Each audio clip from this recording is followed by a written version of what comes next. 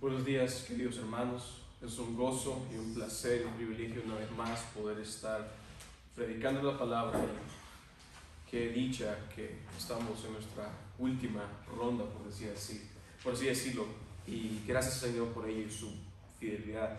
Le pido, hermano, que me acompañe en oración para poder poner ese tiempo en manos del Señor. Dios y Padre nuestro, reconocemos que necesitamos la ayuda de tu Espíritu Santo en esta hora para poder entender tu palabra. Asístenos, ayúdanos, ilumínanos, que tu palabra tenga el efecto santificador, purificador de nuestra vida, como siempre lo ha hecho, Padre, desde que nos salvaste por gracia, durante nuestra vida y aún en ese momento, mi Dios. Rogamos, por favor, habla a nosotros por tu palabra, y que Jesucristo sea exaltado, no nosotros, no el predicador. Cada uno de nosotros solo somos instrumentos en tus manos, para la gloria de Cristo Jesús. Entonces lo pedimos en su nombre. Amén y amén. Amén. Hermanos, estamos estudiando 1 Juan 5, 1 al 5, y les ruego por favor que vayan y se ubiquen en el pasaje. Mientras hacen esto, Abraham es uno de los personajes bíblicos cuyos relatos son más recordados. Podríamos pensar, por ejemplo, cuando el Señor le pide y le manda que salga de su tierra a un lugar que ni conocía. ¿Y qué hizo Abraham? Fue. También, por ejemplo, cuando Dios le dio la promesa que aún en su vejez iba a tener un hijo, a pesar de su debilidad, Abraham creyó en esta promesa. Pero aparte de estos relatos, ¿cuál podría ser un relato que resalta en nuestra mente cuando recordamos a Abraham?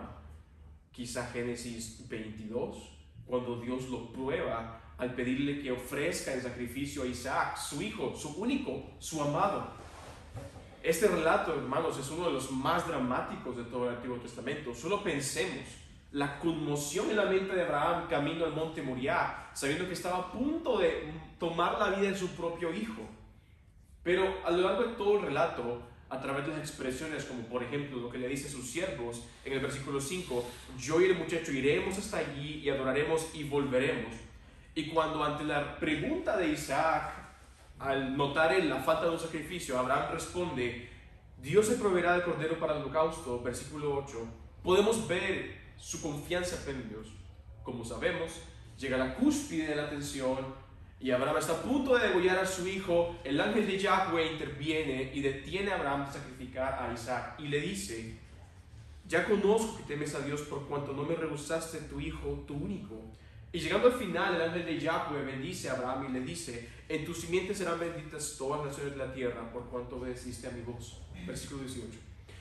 ¿Qué se destaca o qué resalta en la intervención y la bendición del ángel de Yahweh a Abraham o sobre Abraham? Su obediencia. De hecho, el ángel, por medio del acto de obediencia de Abraham, reconoce que él temía, que él era temeroso de Dios. Y esta frase simplemente sirve para confirmar la relación de fe que Abraham tenía con Dios. Básicamente, a través de su obediencia, hubo evidencia de que tenía una relación con Dios. Hermanos, nosotros somos hijos de Dios. Tenemos una relación con Dios como nuestro Padre.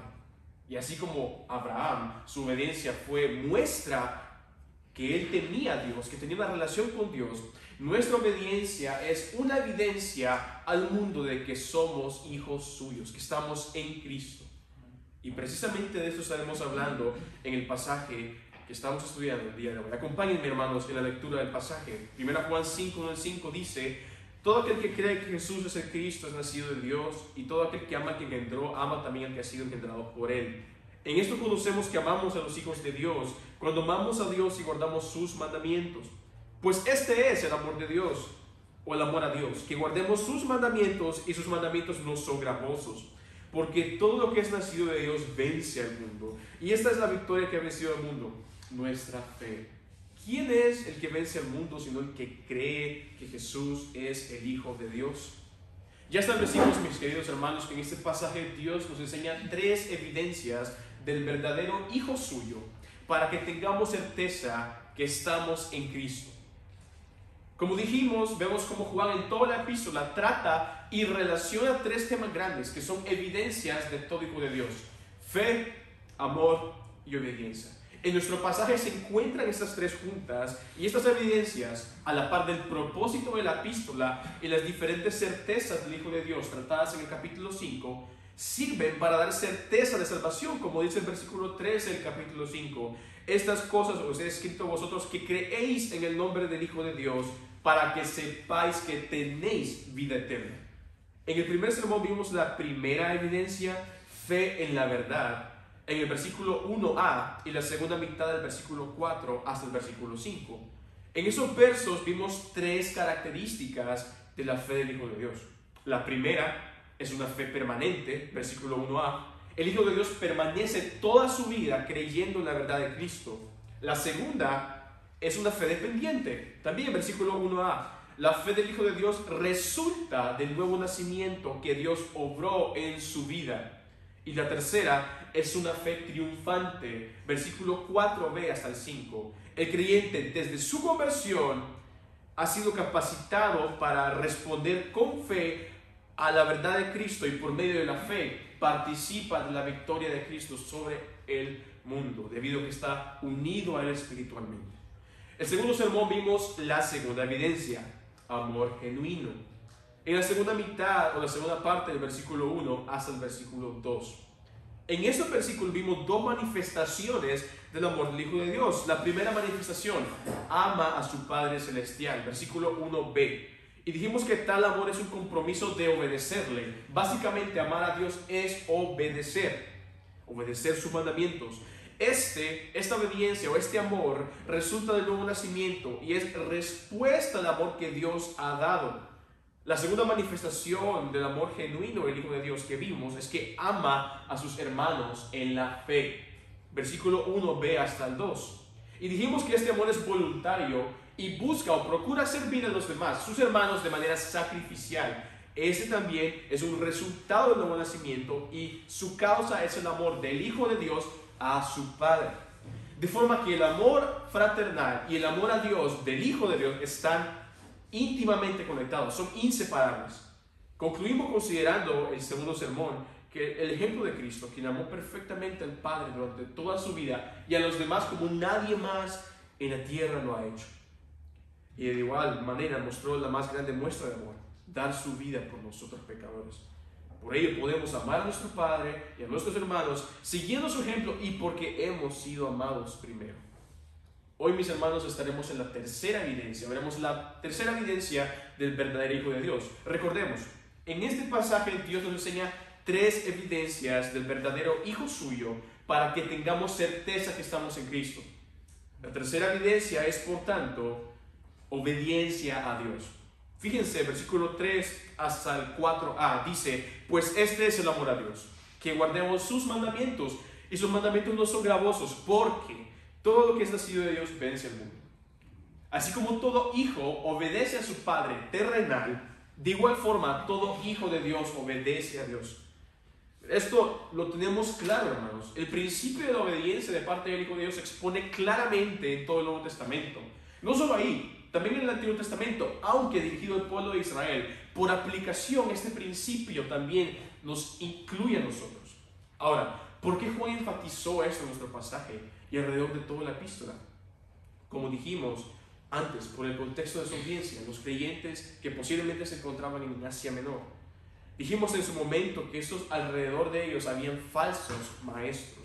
Estos pertenecían a lo que algunos han llamado el pregnosticismo, el cual en sus enseñanzas decían que la materia física era mala y el espíritu era bueno. Posiblemente de esta creencia se derivó la idea que el pecado cometido en el cuerpo físico no afectaba ni se relacionaba con el espíritu de la persona. Por ende, estas personas llevaron o fueron conducidos a la conclusión herética que el pecado en el cuerpo no importaba, llevando a desenfreno, inmoralidad, desprecio de los mandamientos de Dios y por tanto del amor a los hermanos, como dijimos que esto es a lo que se refiere a los mandamientos de Dios en nuestro pasaje. Y como dijimos, estas personas tenían el descaro de identificarse con el cristianismo. Por esto era crucial que Juan dijera que amar a Dios, que es lo que todo hijo de Dios naturalmente hace, es obedecerle. Además de esto, a lo largo de la epístola, él trató con esta herejía directamente. Por ejemplo, en el 2:4 dice: el que dice yo le conozco y no guarda sus mandamientos, el tal es mentiroso y la verdad no está en él.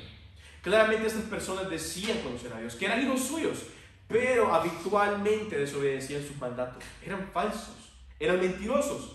En el 3:9a dice Juan, declara la realidad sobre todo hijo de Dios. Todo aquel que es nacido de Dios no practica el pecado. Claramente Juan dice que a diferencia de los falsos que decían conocer a Dios, pero persistían en desobedecer, el verdadero hijo de Dios no persiste en pecar, sino que obedece a Dios. En el 3:6, último ejemplo, vemos cómo llama Juan a estos mentirosos. Observen, el que practica el pecado es del diablo, porque el diablo peca desde el principio. Para Juan en este asunto no había grises, era blanco o negro, o era hijo de Dios o hijo del diablo. El hijo de Dios obedece y no persiste en pecar. El hijo del diablo desobedece y persiste en pecar. Por esto era crucial que Juan declarara la realidad que obedecer a Dios es la evidencia de todo hijo de Dios. Entonces, hay que afirmar esta verdad. Todo hijo de Dios obedece a Dios. Como dijimos en los sermones previos, el hijo de Dios, por el nuevo nacimiento, es capacitado para obedecer a Dios, desear agradarle y desechar o rechazar el pecado que antes le controlaba.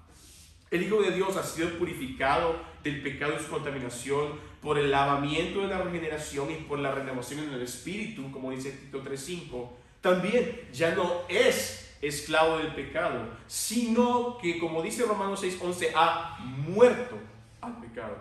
Por tanto, el hijo de Dios es libre del pecado para obedecer voluntariamente a Dios. Y es precisamente por esto que vemos a Pablo en Efesios 5:15, que uno de nuestros hermanos nos estaba tratando. Vemos que Pablo manda al creyente que viva como un sabio. Y en contexto, esta palabra se refiere a aquella persona que dirige su vida a la luz de la palabra de Dios. Básicamente un creyente. Es como si Pablo le dijera: hermanos, vivan como lo que ya son. Vivan como lo que ya son. Y la palabra sabiduría debe entenderse aquí como se entiende en el Antiguo Testamento. Es decir, el resultado del temor a Dios. Esa reverencia que conduce a un deseo de obedecerle. Y la persona temerosa de Dios en el Antiguo Testamento era alguien que creía en Dios y tenía una relación con Él, como Abraham, que vimos al inicio. De forma que la sabiduría resulta de la fe en Dios y lleva al creyente a vivir según lo que Dios declara en su palabra. Y esto es así desde el momento de la conversión del Hijo de Dios.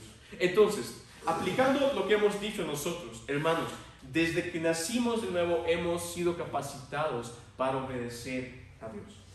Ahora, la obediencia aquí descrita se debe entender a través de la palabra guardemos en el versículo 3. Observen ahí, esta palabra guardemos en el original tiene el sentido de custodiar o vigilar o mirar cuidadosamente. De forma que en el contexto la idea es de obedecer de manera cuidadosa o vigilante. Por eso es que se traduce como guardar. Citando a MacArthur, él observa esta palabra que es la actitud del corazón que motiva la obediencia. Fin de la cita. Habiendo definido la obediencia que nuestro pasaje trata, fíjense, los versículos 3 al 4a, encontramos tres características de la obediencia a Dios de parte del verdadero Hijo de Dios. La primera característica de la obediencia del Hijo de Dios es que es una obediencia amorosa. Es una obediencia amorosa. Fíjense, versículo 3a, pues este es el amor a Dios, que guardemos sus mandamientos.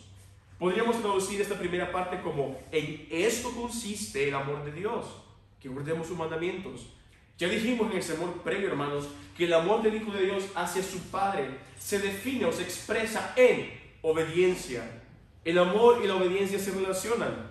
También vimos cómo se relaciona directamente esta frase del versículo 3 con el versículo 2, aunque en su momento no aludimos a un detalle clave que reservamos para este momento. Fíjense, empieza el versículo 3 diciendo pues, que nos indica que se dará una explicación de lo que se dijo previamente en el verso 2. El verso 2 dice: en esto conocemos que amamos a los hijos de Dios cuando amamos a Dios y guardamos sus mandamientos. Y en el sermón previo dijimos que la idea del versículo 2 es esta: el Hijo de Dios tiene evidencia para sí mismo que en verdad ama a sus hermanos a través de la experiencia personal de cada ocasión que él persiste en amar a Dios y guardar sus mandamientos.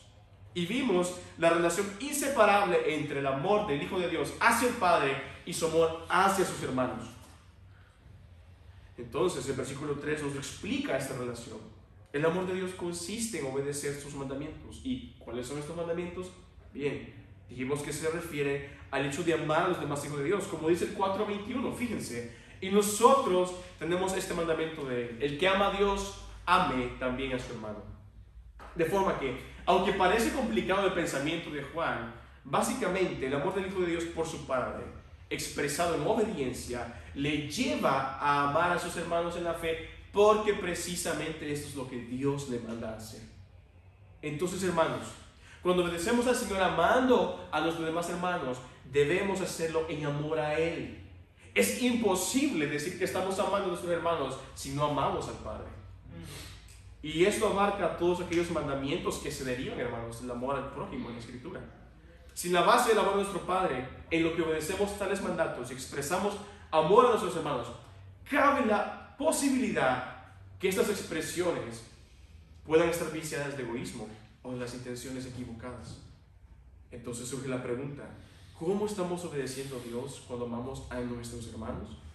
¿Lo hacemos en amor a Él o según nuestro criterio y nuestra forma de pensar? Hermanos, obedezcamos amando a otros porque le amamos a Él, pues Él nos amó primero. Ya vimos la primera característica de la obediencia a Dios, del verdadero Hijo de Dios. La segunda característica de la obediencia del Hijo de Dios es que es una obediencia continua. Fíjense, versículo 3a, observen, hermanos: pues este es el amor a Dios, que guardemos sus mandamientos. Para entender de dónde sale esta característica, hay que aludir en un detalle del idioma original. Fíjense en la segunda frase: que guardemos sus mandamientos. El verbo traducido como guardemos, que habla de la actitud del corazón que lleva a la obediencia cuidadosa, tiene la idea de una acción continua. Entonces podría traducirse como: persistamos en guardar sus mandamientos. De manera que claramente la obediencia del Hijo de Dios a su Padre es continua. Y hermanos, esto es precisamente un resultado de la obra progresiva de santificación del Espíritu en la vida del creyente. De hecho, a través de esto, Juan ataca a aquellos que pecan habitualmente y desprecian los mandatos de Dios, y nos muestra que el Hijo de Dios tiene el hábito continuo de obedecer a Dios. Como dijimos, hermanos, esta es la obra de la santificación progresiva en el Hijo de Dios, entendiendo que santificación progresiva es el proceso continuo durante la vida del Hijo de Dios, en donde es transformado en la imagen de Cristo, poner el Espíritu para vencer la presencia restante del pecado en su vida. En ese sentido, el Espíritu Santo obra en el Hijo de Dios el querer como el hacer, como dice Filipenses 2:13, es decir, tanto el deseo de obedecer como el acto mismo de obedecer. Por tanto, el creyente debe y va a crecer en mayor y continua obediencia en el transcurso de su vida, porque el Espíritu Santo obra en él.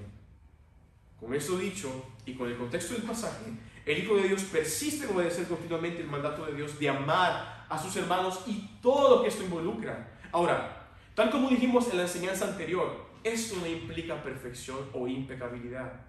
Aquí se trata de la dirección en la vida del creyente, lo que él procura. Como se espera, habrá pecado en lo que obedece a los mandatos de Dios, pero él en esas ocasiones reconocerá y se dolerá genuina y profundamente de haber desobedecido a su Padre. Pero por la gracia divina en su vida y el poder del Espíritu obrando en él, persistirá en obedecer continuamente lo que el Señor le ha mandado. Hermanos, podemos y debemos obedecer continuamente al Padre en nuestro amor a los hermanos, en la fe. Tenemos de nuestro lado, como vimos, la obra o el respaldo santificador del Espíritu en nuestras vidas para crecer en continua obediencia a Dios. Pero reconozcamos en primer lugar, hermanos, que para esto no debemos confiar en nuestras fuerzas. Ese esfuerzo es vano. Y en segundo lugar, debemos reconocer también que tristemente fallaremos. Pero tenemos estas promesas. Si confesamos nuestros pecados, Él es fiel y justo para perdonar nuestros pecados y limpiarnos de toda maldad. 1 Juan 1:9. Y si alguno hubiere pecado, abogado tenemos para con el Padre, Jesucristo el justo. 1 Juan 2:1b. Persistamos, hermanos, por la gracia de Dios, día a día, en obedecer en lo que somos conformados a la imagen de Cristo. Ya vimos las primeras dos características de la obediencia a Dios, del verdadero Hijo de Dios. la tercera y última característica de la obediencia del Hijo de Dios es que es una obediencia motivada. Fíjense, versículo 3b hasta el 4a. Y sus mandamientos no son gravosos, porque todo lo que es nacido de Dios vence al mundo. La segunda mitad del versículo 3 dice, sus mandamientos no son gravosos. Esa palabra gravosos en la idea original básicamente hablaba de algo que era pesado. Ahora, aplicado a mandamientos, se trata de algo difícil de sobrellevar u opresivo.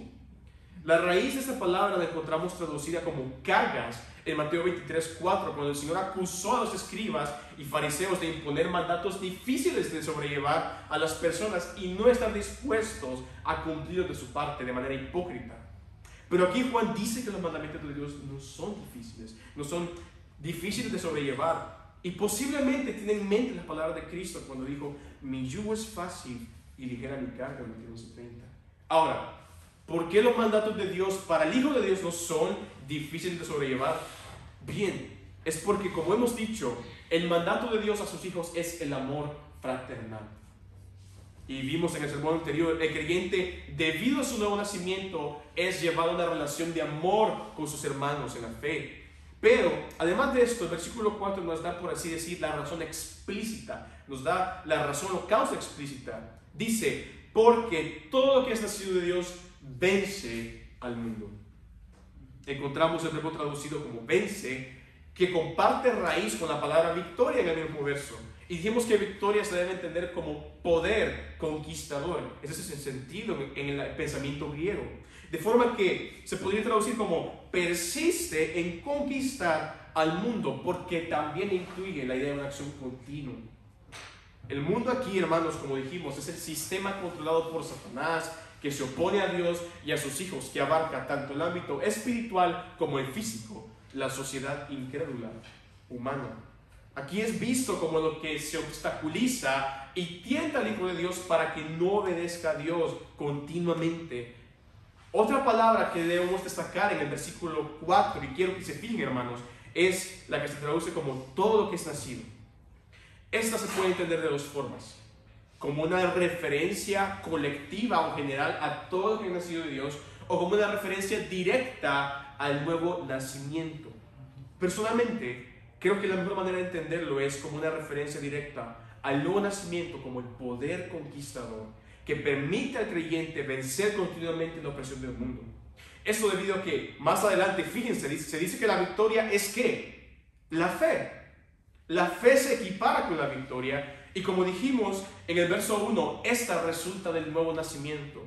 Además, el verbo traducido como todo lo que es nacido, por su aspecto, enfatiza la realidad o estado permanente de una acción pasada en la vida del Hijo de Dios, es decir, que ha nacido de Dios, haber nacido de nuevo.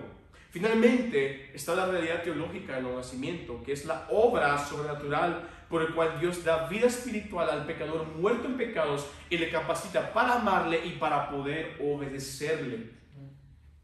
Podemos decirlo que la razón o el motivo por la que el creyente puede día a día vencer las tentaciones del mundo es que se le ha dado y tiene vida espiritual. Así también lo vimos con respecto al verbo ha vencido, que aparece también en el versículo 4, o venció, el cual apunta al momento de la conversión del Hijo de Dios, por medio del nuevo nacimiento, cuando fue capacitado para responder con fe a la verdad de Cristo, y por medio de la fe fue unido a Cristo y participa de su triunfo, de su victoria definitiva sobre el mundo. En resumidas cuentas, el Hijo de Dios no encuentra difícil de sobrellevar el mandato del amor fraternal porque su nuevo nacimiento es el poder que le permite vencer día con día la opresión del mundo que le tienta a no obedecer a Dios. Y en esto, él encuentra la motivación suficiente para obedecer a su Padre. Así que, hermanos, tenemos una razón o motivación suficiente para persistir en obedecer a Dios al amar a nuestros hermanos. Hemos nacido de nuevo. Cuando antes de ser hijos de Dios éramos aborrecibles, como dice Tito 3, y nos aborrecíamos, ahora podemos amar a nuestros hermanos en la fe y por implicación a los incrédulos. Como vimos en el sermón anterior, habiendo sido hechos hijos de Dios por el nuevo nacimiento, hemos recibido el amor de Dios que no merecíamos, y siendo amados así, debemos amar a quienes nos rodean en obediencia a nuestro Padre. Debemos vencer el egoísmo que el mundo tanto alaba y promueve, y en obediencia amar a los demás sacrificialmente. Hermanos, debemos obedecer al Señor sabiendo que en Cristo podemos vencer a diario la opresión del mundo que nos tienta a obedecer y a enfocarnos en nosotros mismos, en nuestros deseos, en nuestras metas, en nuestras ambiciones, en nuestros planes y no los demás. Por el poder del nuevo nacimiento, al estar unidos con Cristo, podemos vencer ese egoísmo, pues Él nos dio ejemplo. Entonces, hermanos, hoy aprendimos que en este pasaje Dios nos enseña 3 evidencias del verdadero Hijo suyo para que tengamos certeza que estamos en Cristo. 3 evidencias del verdadero Hijo suyo para que tengamos certeza que estamos en Cristo. Ya habíamos visto la primera y segunda evidencia: fe en la verdad y amor genuino. Esta vez vimos la tercera: obediencia a Dios, y vimos sus 3 características. Primera es una obediencia amorosa, versículo 3a. Segunda es una obediencia continua, también versículo 3a. Y última es una obediencia motivada, versículo 3b al 4a. Entonces, Abraham, un ejemplo para nosotros de obediencia a Dios. Consideramos al inicio, capítulo 22 de Génesis, ese acto suyo de obediencia, pero aparte de esto, hubieron muchas ocasiones en su vida en las que él obedeció a Dios. Y no solo él, la Biblia nos muestra muchos otros hombres de Dios que sirven de ejemplo de obediencia para nosotros. Pero tanto Abraham como estos hombres tienen manchas en sus vidas y ejemplos por ser pecadores. Así como tuvieron triunfos al obedecer a Dios, tuvieron fracasos, graves y dolorosos fracasos al desobedecer a Dios y pecar contra Él. Pero hermanos, hay uno cuya vida y ejemplo no tiene mancha alguna. Hay uno cuya vida se resumió en total y obediencia perfecta a Dios. Hay uno que en el momento más difícil de angustia se sometió a la voluntad de Dios. Hay uno que fue obediente hasta la muerte y muerte de cruz. Hay uno cuya obediencia perfecta se aplica a nosotros y cubre todo nuestro pecado. Hay uno cuya obediencia perfecta nos hace aceptos ante el Padre. Hay uno cuya obediencia perfecta llena cada grieta y rotura en nosotros, vasijas quebradas por el pecado, y nos hace perfectos ante el Padre. Hay uno, hermanos, Jesucristo, el perfecto, el Hijo de Dios. Hermanos, nuestro mayor ejemplo de obediencia a Dios es nuestro Señor Jesucristo. Y al estar unidos a Él y permanecer en Él, podemos andar como Él anduvo y procurar obediencia en nuestra vida. Así que surge la pregunta, hermano: ¿obedecemos a Dios siguiendo el ejemplo de Cristo en nuestras vidas? ¿Estamos reflejando la realidad que estamos en Él al obedecer? Hermanos, fijemos nuestros ojos en Cristo y por la gracia divina procuremos obedecer a nuestro Padre. Que por nuestra obediencia, hermanos, el mundo pueda ver que amamos a Cristo y que estamos en Él. Que aunque habrá pecado, y cómo desearíamos que no hubiera pecado, pero aunque habrá, nosotros por la gracia de Dios crezcamos en arrepentimiento y procuremos obedecerle. Que nuestra obediencia al amar a nuestros hermanos sea el testimonio de que somos discípulos de Cristo. Persistamos en obedecer al amar a nuestros hermanos por amor a nuestro Padre, sabiendo que porque estamos unidos a Cristo, el amado Hijo de Dios, podemos triunfar continuamente sobre la oposición del mundo, que nos conduce al egoísmo, a la vanagloria de la vida, y no enfocarnos en los demás de manera sacrificial. Hermanos, estamos finalizando estas enseñanzas, y algo que deseo que se quede en nuestras mentes y que sea claro acerca de lo que hemos visto es que estas 3 evidencias, la fe, la obediencia y el amor, no son cosas que tú y yo debemos hacer para ser hijos de Dios. No. Estas son evidencias de que ya somos hijos de Dios, que ya estamos en Cristo. Por tanto, gocémonos. Gocémonos en la certeza de nuestra salvación. Cuando nosotros por gracia divina vemos estas evidencias en nuestra vida, están ahí y permanecen. Pero no solo nos quedemos ahí, hagamos partícipes a otros de este gozo, a los hermanos, a los creyentes que dudan de su fe. Mostrémosles estas evidencias y llevémoslos a verlas en sus vidas para que ellos puedan gozarse con nosotros al saber que son parte de la familia de Dios. Y en cuanto a los incrédulos, hermanos, prediquemos la verdad de Cristo de manera fiel, de manera concisa, de manera bíblica y cristocéntrica, para que ellos puedan venir a la fe en Cristo, puedan en fe y arrepentimiento ser hechos hijos de Dios y puedan ser como nosotros, parte de ese grupo de pecadores redimidos, que da evidencia y testimonio al mundo de la obra de Cristo en nosotros para la gloria del Padre. Hermanos, acompáñenme en oración. Mi Dios y Padre, te agradecemos por tu palabra, porque nos muestras, Padre, cómo debemos vivir, cómo debemos mostrar al mundo lo que tú ya has hecho en nuestras vidas. Que nos muestres, Padre, a través de Jesucristo, el ejemplo máximo de obediencia, cómo debemos vivir nuestras vidas obedeciéndote a ti, renunciando al mundo, desechando el mundo y la vanagloria de la vida, la vanidad de los ojos. Mi Dios, por favor, enséñanos, adiéstranos por medio de tu palabra y el poder del Espíritu Santo obrando en nosotros para crecer en una obediencia continua, mi Dios, constante, cada vez más cercana a la que el Cristo nos demostró a través de su vida aquí en la tierra.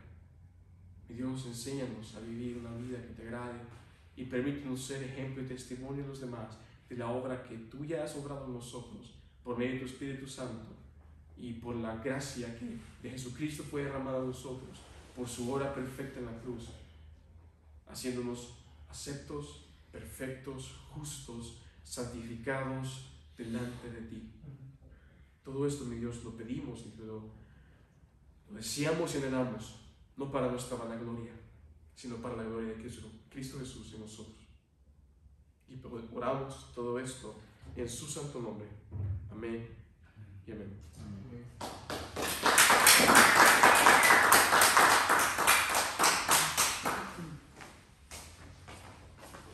Tito siervo.